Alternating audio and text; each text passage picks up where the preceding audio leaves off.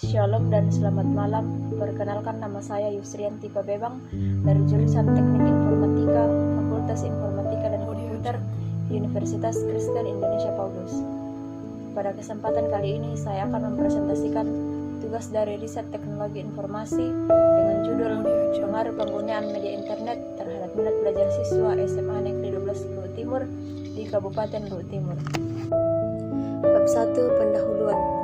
Pertama, latar belakang. Pendidikan adalah salah satu bentuk perwujudan kebudayaan manusia yang dinamis dan syarat perkembangan. Pembaharuan pada dunia pendidikan seharusnya terus dilakukan dalam meningkatkan kualitas pendidikan dari suatu bangsa. Salah satu hal yang memang seharusnya terjadi sejalan dengan perubahan budaya kehidupan adalah perubahan dan perkembangan dalam dunia pendidikan.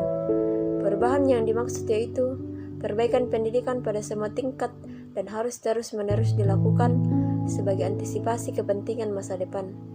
Pendidikan harus bersifat adaptif terhadap perubahan zaman. Pengaruh perkembangan teknologi informasi yang sangat pesat terhadap dunia pendidikan pada era globalisasi saat ini tidak bisa dihindari lagi. Pendidikan dan pengajaran merupakan masalah yang cukup kompleks, di mana banyak faktor yang mempengaruhinya. Salah satu faktor tersebut adalah guru. Guru merupakan komponen pendidikan yang memegang peran penting dan utama, karena keberhasilan proses belajar mengajar sangat ditentukan oleh guru. Adapun salah satu tugas guru adalah menyampaikan materi pelajaran kepada siswa melalui komunikasi interaktif dalam proses belajar mengajar yang dilakukan. Keberhasilan guru dalam menyampaikan informasi sangat tergantung pada kelancaran interaksi dan komunikasi antara guru dan peserta didik. Ketidaklancaran komunikasi membawa akibat terhadap pesan yang disampaikan oleh guru tidak terterima dengan baik. Faktor mendasar yang membuat sumber daya manusia memiliki daya saing tinggi supaya mampu memajukan kehidupan berbangsa dan bernegara adalah pendidikan. Negara di seluruh dunia tentunya memiliki cita-cita bagaimana agar negara merupakan negara maju. Sistem pendidikan yang di dalamnya berlangsung dengan baik dan berkembang dengan pesat mengikuti perkembangan zaman, itulah yang dikatakan negara maju. Menciptakan masyarakat yang cerdas, damai, terbuka, dan demokratis merupakan peran pendidikan yang sangat penting. Pembaharuan pendidikan memang harus dilakukan untuk meningkatkan kualitas pendidikan suatu bangsa. Pendidikan adalah hal yang sangat penting dalam kehidupan manusia. Kita berhak mendapatkan dan mengenyam pendidikan untuk memperoleh ilmu pengetahuan. Selanjutnya itu rumusan masalah. Yang pertama, apa pengaruh penggunaan internet terhadap minat belajar siswa? Yang kedua, faktor apa saja yang mempengaruhi minat belajar siswa? Yang ketiga, bagaimana cara meningkatkan minat belajar siswa? Selanjutnya itu tujuan. Yang pertama, untuk mengetahui pengaruh penggunaan media internet terhadap minat belajar siswa. Yang kedua, untuk mengetahui faktor apa saja yang mempengaruhi minat belajar siswa. Ketiga, untuk mengetahui cara meningkatkan minat belajar siswa. Selanjutnya itu batasan masalah. Yang pertama, pengaruh penggunaan internet terhadap minat belajar siswa. Yang kedua, faktor yang memengaruhi minat belajar siswa. Yang ketiga, mengetahui cara meningkatkan minat belajar siswa. Selanjutnya itu manfaat penelitian. Yang pertama, dapat menjadi motivasi untuk perkembangan sikap positif, pengetahuan, dan wawasan bagi pembacanya. Yang kedua, sebagai pedoman dalam mengambil kebijakan-kebijakan tentang penggunaan media internet dan terhadap minat belajar siswa. Yang ketiga, supaya mengetahui pengaruh minat dengan adanya internet. Yang keempat, sebagai pengetahuan tambahan bagi siswa SMA 12 Luhut Timur. Selanjutnya, bab 2, landasan teori. Yang pertama, pengertian internet. Saat ini perkembangan teknologi dan informasi sangat pesat. Salah satu penemuan dan perkembangan teknologi dan informasi yang berkembang dengan sangat cepat adalah internet. Internet adalah jaringan komunikasi global yang menghubungkan komputer dengan jaringan komputer di seluruh dunia. Singkatan dari Interconnection Network, ini memungkinkan kita berbagi informasi dan berkomunikasi dari mana saja dan dengan siapa saja. Internet adalah jaringan yang menghubungkan komputer-komputer di dunia tanpa batasan wilayah atau jarak dengan menggunakan Standar Internet Protocol Suite atau TCP/IP. Saat proses tukar-menukar data tersebut, menurut Darmanto, begitu pula dengan Sahahap, juga mengatakan bahwa internet adalah jaringan komputer yang menghimpun sumber daya informasi yang sangat luas hingga mampu menjangkau seluruh dunia. Internet adalah suatu jaringan komputer yang sangat besar, terdiri dari jutaan perangkat komputer yang terhubung melalui suatu protokol tertentu untuk penukaran informasi antar komputer tersebut. Selain menggunakan komputer pribadi, orang juga bisa mengakses internet melalui handphone, menggunakan fasilitas yang disebut General Packet Radio Service atau GPRS. GPRS merupakan salah satu standar komunikasi nirkabel yang memiliki kecepatan koneksi 115 kbps dan mendukung aplikasi lebih luas. Selanjutnya, sejarah internet. Internet pertama kali muncul pada tahun 1969 dengan bentuk sebuah jaringan komputer yang dibuat oleh ARPA. Kepanjangan dari ARPA adalah Advanced Research Project Agency, membangun jaringan internet pertama yang kemudian diberi nama ARPANET. ARPANET inilah yang menjadi cikal bakal terbentuknya jaringan internet yang kita kenal saat ini. Di tahun 1980-an, barulah internet mulai dipakai oleh kalangan terbatas dan menjalankan fungsinya dengan menghubungkan berbagai kampus atau universitas yang populer di Amerika Serikat sendiri. Protokol standar dari TCP/IP sendiri mulai dipublikasikan ke publik di tahun 1982. Adanya nama domain juga sudah mulai dipakai 4 tahun setelahnya. Tepatnya di tahun 1984, lalu National Science Foundation Network atau NSFNet didirikan dan mulai dikembangkan di tahun 1986. NSFNet inilah yang mulai menggantikan peranan dari ARPANET sebagai suatu wadah riset terkait di Amerika Serikat. Beberapa jaringan internasional pada banyak negara akhirnya mulai dihubungkan lewat NSFNet tersebut. ARPANET kemudian diturunkan pada tahun 1990. Namun memang internet hasil pengembangannya itu sendiri tetap berkembang terus-menerus hingga sekarang ini. Dulu, informasi yang dapat dimiliki lewat internet cuma informasi yang berbasis teks, dan pada tahun 1990, layanan seperti berbasis tampilan grafis yang dikenal sebagai WWW atau World Wide Web mulai dikembangkan oleh CERN. Di tahun 1993, Internet pun didirikan agar bisa melayani pendaftaran nama domain dari publik. Sekitar tahun 1994, internet masuk ke negara kita, Indonesia. Selanjutnya, minat belajar. Minat merupakan kecenderungan hati yang tinggi terhadap sesuatu.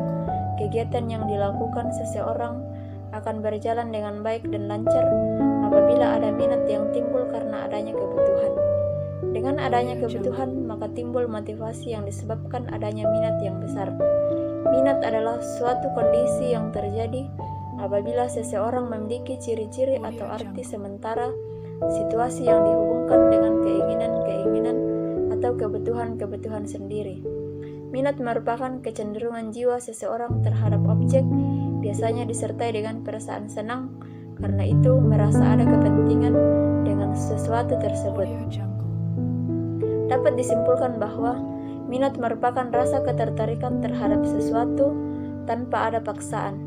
Minat dapat diekspresikan melalui kenyataan yang menunjukkan bahwa peserta didik lebih menyukai suatu hal daripada hal lainnya. Dapat pula melalui partisipasi dalam suatu aktivitas. Minat terhadap sesuatu tersebut menghasilkan perubahan yang baik terhadap peserta didik. Dalam proses pembelajaran, adanya minat dipengaruhi oleh dorongan motivasi yang kuat untuk memperoleh suatu tujuan yang berhubungan dengan cita-cita.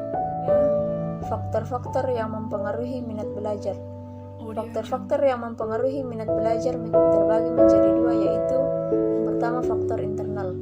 Faktor internal yaitu faktor yang berasal dari dalam diri siswa. Yang termasuk ke dalam faktor ini adalah yang pertama faktor jasmani, yaitu meliputi faktor kesehatan. Sehat berarti dalam keadaan baik segenap badan beserta bagian-bagiannya atau bebas dari penyakit. Kesehatan seseorang berpengaruh terhadap belajarnya. Proses belajar seseorang akan terganggu jika kesehatan seseorang terganggu. Selain itu juga akan cepat lelah, kurang bersemangat. Yang kedua, cacat tubuh. Sesuatu yang menyebabkan kurang baik atau kurang sempurna mengenai tubuh atau badan. Kedua yaitu faktor psikologis, yaitu meliputi intelijensia, perhatian, minat, bakat, motif, kematangan, dan kesiapan. Yang ketiga, faktor kelelahan, yang meliputi kelelahan jasmani dan kelelahan rohani. Kelelahan jasmani terlihat dengan lemah lunglainya tubuh dan timbul kecenderungan untuk membaringkan tubuh. Sedangkan kelelahan rohani dapat dilihat dengan adanya kelesuhan dan kebosanan, sehingga minat dan dorongan untuk menghasilkan sesuatu hilang. Kedua yaitu faktor eksternal. Faktor eksternal yaitu faktor yang berasal dari luar diri siswa. Yang termasuk ke dalam faktor eksternal adalah yang pertama, faktor keluarga. Siswa yang belajar akan menerima pengaruh dari keluarga berupa cara orang tua mendidik, relasi antara anggota keluarga, suasana rumah tangga, dan keadaan ekonomi keluarga. Faktor sekolah.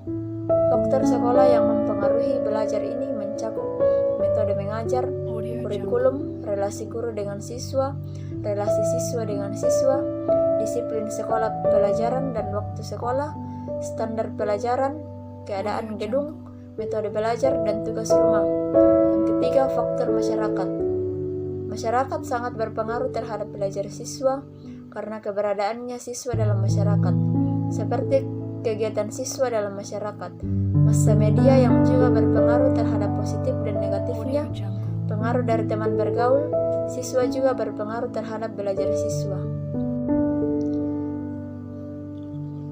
Selanjutnya, bab 3, metode penelitian. Yang pertama, waktu dan tempat penelitian. Penelitian ini dilaksanakan pada tanggal 9 Maret tahun 2021 sampai dengan tanggal 9 April tahun 2021. Sedangkan tempat penelitian ini dilakukan di SMA Negeri 12 Luwu Timur. Yang kedua, rancangan penelitian. Penelitian ini menggunakan pendekatan penelitian kuantitatif. Penelitian ini menguji pengaruh variabel X atau penggunaan media internet terhadap Y, prestasi belajar siswa. Alasan dipilihnya jenis penelitian ini karena peneliti ingin mengetahui seberapa besar pengaruh penggunaan media internet terhadap akhlak siswa. Yang ketiga, ruang lingkup penelitian. Penggunaan media internet oleh siswa belum dimanfaatkan secara betul-betul dalam mencari pelajaran-pelajaran tambahan. Kemudian populasi dan sampel. Populasi penelitian ini adalah seluruh siswa SMA Negeri 12 Luwu Timur. Sedangkan sampel penelitian ini adalah siswa kelas 12 SMA Negeri 12 Luwu Timur. Selanjutnya yaitu instrumen penelitian. Pengumpulan data sebuah penelitian yang dilakukan dengan berbagai metode-metode penelitian seperti observasi, wawancara, studi pustaka, dan dokumentasi memerlukan alat-alat bantu sebagai instrumen. Instrumen yang dimaksud yaitu kamera, telepon genggam untuk rekordir, pensil, pulpen, buku, dan buku gambar. Kamera digunakan ketika penulis melakukan observasi untuk merekam kejadian yang penting pada suatu peristiwa baik dalam bentuk foto maupun video. Rekordir digunakan untuk merekam suara ketika melakukan pengumpulan data, baik menggunakan metode wawancara, observasi, dan sebagainya. Pensil, pulpen, buku, dan buku gambar digunakan untuk menuliskan atau menggambarkan informasi data yang didapat dari narasumber. Selanjutnya itu proses pengumpulan data. Proses pengumpulan data yang digunakan dalam penelitian yaitu observasi. Metode observasi tampaknya merupakan metode yang sangat penting dan harus mendapatkan perhatian selayaknya. Observasi mengungkapkan gambaran sistematis mengenai pengaruh penggunaan media internet terhadap minat belajar siswa SMA Negeri 12 Luwu Timur. Wawancara atau interview. Interview atau sering disebut wawancara atau kuesioner lisan adalah sebuah dialog yang dilakukan oleh pewawancara untuk memperoleh informasi dari terwawancara narasumber. Studi pustaka dan dokumentasi. Studi pustaka dan dokumentasi biasanya digunakan untuk memperoleh informasi yang berbentuk berbagai catatan berupa buku, foto, video, dan catatan lainnya yang berkaitan dengan penggunaan media internet yang dikaji, sehingga diperoleh data-data yang dapat dipertanggungjawabkan kebenarannya. Selanjutnya itu teknik analisis data. Analisis data yang digunakan pada penelitian ini adalah dengan menggunakan metode deskriptif kuantitatif. Data dianalisis secara deskriptif agar dapat diketahui penggunaan media internet terhadap minat belajar siswa SMA Negeri 12 Luwu Timur. Selanjutnya itu bab 4, kesimpulan dan saran. Kesimpulannya, pendidikan adalah satu hal yang sangat penting dalam kehidupan manusia. Kita berhak mendapatkan dan mengenyam pendidikan untuk memperoleh ilmu pengetahuan. Saat ini yang memperoleh jangkauan yang luas, cepat, efektif, dan efisien terhadap penyebarluasan informasi ke berbagai penjuru dunia adalah sistem teknologi informasi dan komunikasi. Teknologi informasi dan komunikasi ini memang sangat dibutuhkan dalam dunia pendidikan. Adapun saran yaitu yang pertama, peserta didik harus bisa menggunakan media internet dengan bijak, jangan sampai menyalahgunakan internet. Yang kedua, guru harus benar-benar memperhatikan peserta didiknya, jangan sampai membiarkan peserta didiknya menyalahgunakan internet. Inilah presentasi dari saya. Kurang lebihnya mohon dimaafkan. Sekian dan terima kasih. Salam dan selamat malam.